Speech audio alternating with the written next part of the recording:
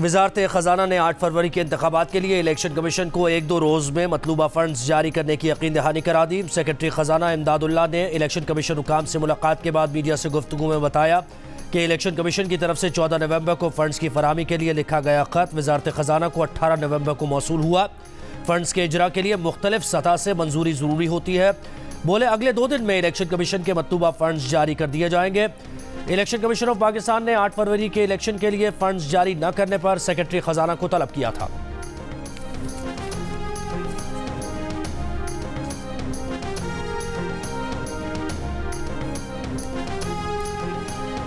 कायद मुस्लिम league नून नवाज शरीफ से JUI के सरबरा मौलाना फजल रहमान की मुलाकात, मुल्क की मजमूई सूरत हाल पर तबादला ख्याल, आम इंतखाबात के इनेकाद और तैयारियों पर भी बातचीत। ज़राए के मुताबिक दोनों सियासी रहनुमाओं ने सियासी ताउन और इश्तराक अमल पर भी मुशावरत करेंगे। मुलाकात में मरीम नवाज, इसाक डार, एहसन इकबाल, साद रफीक, मरियम औरंगजेब और दीगर भी मौजूद।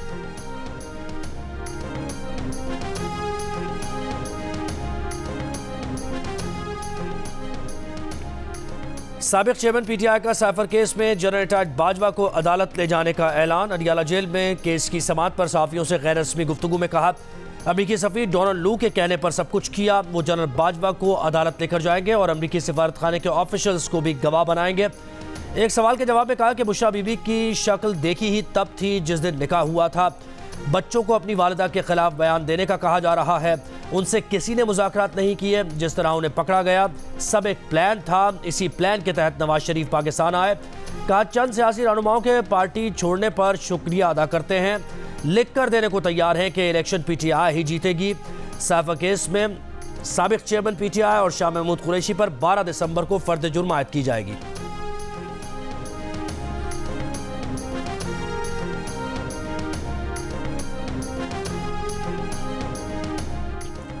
जस्टिस मज़ाहिर नकवी का सुप्रीम जुडिशल काउंसिल के शोकॉज नोटिस के जवाब में अपनी 2 आइनी दरखास्तें समाअत के लिए मुकर्रर करने का मुतालबा। शोकॉज नोटिस वापस लेने की सदा। रजिस्ट्रार सुप्रीम कोर्ट के नोटिस के जवाब में कहा उनकी दरखास्तों पर अब तक नंबर नहीं लगाया गया। रजिस्ट्रार को इख्तियार नहीं कि आइनी दरखास्त के काबिल समाअत होने का फैसला करे। कानून के मुताबिक जजेस की 3 रुकनी कमेटी ही दरखास्त का जायजा ले सकती है। उनके वकील ने कभी नहीं कहा था कि इल्ज़ामात वाज़े होने के बाद कानूनी एतराज़ नहीं करेंगे। सुप्रीम कोर्ट तैनाती की मुखालफत वाले एतराज़ पर चीफ जस्टिस ने वजाहत के बाद सिर्फ इस एतराज़ से इसलिए दस्तबरदार हुए थे कि जुडिशल काउंसिल गलती तस्लीम करते हुए शोकॉज वापस लेगी। जस्टिस मज़ाहिर नकवी ने जवाब की नकूल chief justice of Pakistan justice Sardar Tariq और जस्टिस एजाजुल एहसन को भी भिजवाई है।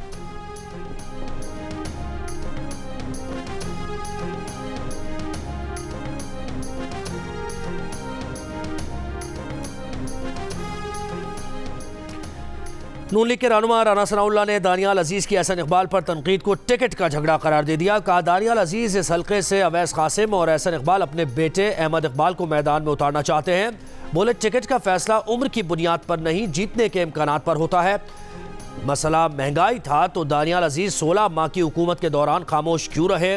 एक सवाल के जवाब में राना सनाउल्लाह ने कहा कि लाडले हम नहीं बल्कि वो था जिसे हमारी चलती हुकूमत को हटाकर इक़्तिदार में लाया गया।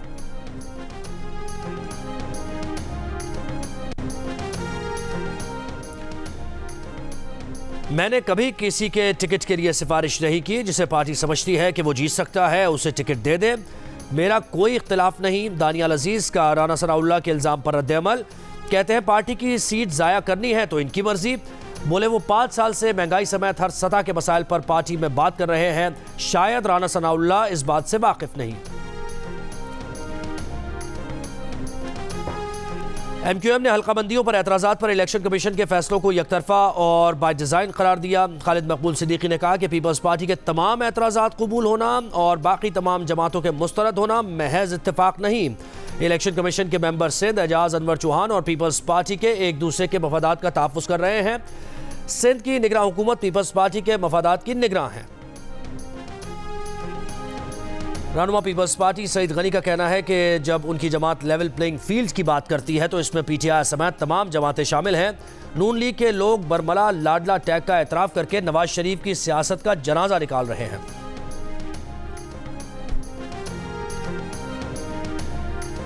साबिक चेयरमैन पीटीआई के वकील बाबर आवान का कहना है कि तहरीक इंसाफ को इलेक्शन में हिस्सा लेने से रोकने की कोशिश हो रही है। एक ऐसे साहब को दोबारा एनआरओ का नुस्खा कीमिया देकर लाया गया है जो सन 1981 से लेकर अब तक थोड़े थोड़े वक्फे से मुसलसल मुल्क पर हुक्मरानी कर रहे हैं। बताएं उन्होंने मुल्क के लिए क्या किया जो इस बार सब ठीक कर देंगे।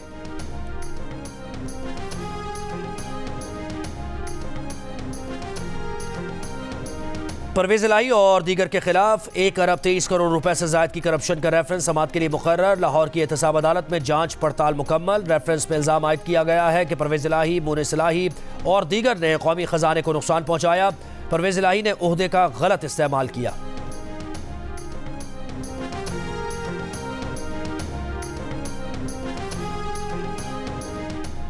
ANP खैबर पख्तूनख्वा का निगरान सूबाई हुकूमत पर जानिबदारी का इल्ज़ाम। सेक्रेटरी जनरल मियां इफ्तिकार शिकायत लेकर इलेक्शन कमीशन पहुंच गए। मीडिया से गुफ्तगू में कहा, हर जिले से ट्रांसफर पोस्टिंग से मुताल्लिक शिकायत आ रही है, जानिबदार लोगों की बासपुरस की जाए।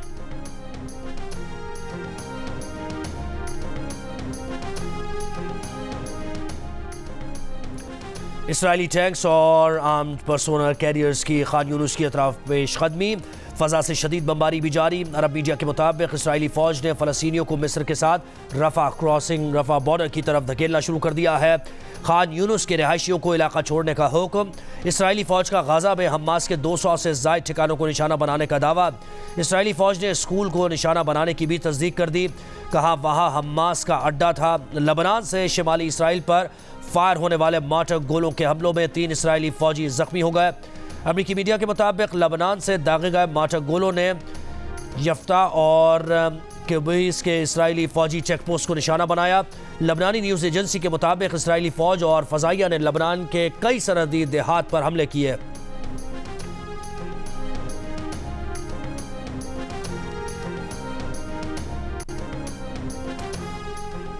गाज़ा में जंगबंदी के मुतालबे के लिए बरतानिया की 10 डाउनिंग स्ट्रीट के सामने एहतजाज। 14 की याद में शम्मे रोशन। एहतजाज में मुस्लिम और यहूदी कम्युनिटी समेत जंग मुखालिफ अफराद ने शिरकत की। जमायमा भी शरीक हुई।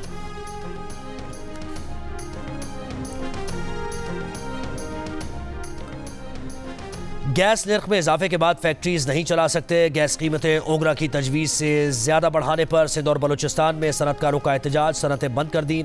सनतकारों का कहना है कि लाइन लॉसेज और सर्कुलर डेट के पैसे भी हमसे लिए जा रहे हैं। सिंध और बलूचिस्तान के 11 सनती जोन की अक्सर सनतें आज बंद हैं। वफाकी सेक्रेटरी से राब्ते किए हैं। राब्ते वो लोग कर रहे हैं जिनके पास फैसले का इख्तियार नहीं।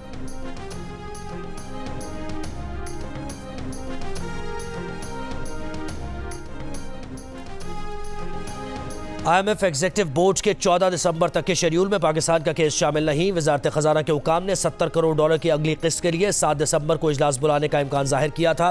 पाकिस्तान और IMF के दरमियान स्टाफ लेवल मुआहदा 15 नवंबर को तय पाया था। दिसंबर के आखिरी अशरे में क्रिसमस की तातीलात की वजह से IMF एग्जीक्यूटिव बोर्ड का इजलास मुआहदे के 6 से 8 हफ्ते बाद बुलाने का इम्कान जाहिर किया जा रहा है।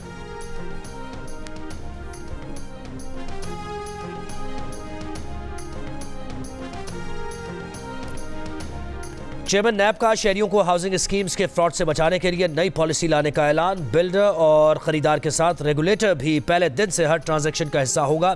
लेफ्टिनेंट जनरल नज़ीर अहमद भट्ट ने कहा कि हाउसिंग स्कीम्स के हर 10 में से 7 क्लाइंट्स फ्रॉड का शिकार हैं। शहरियों को हाउसिंग स्कीम्स के फ्रॉड से बचाने के लिए नई पॉलिसी ला रहे हैं।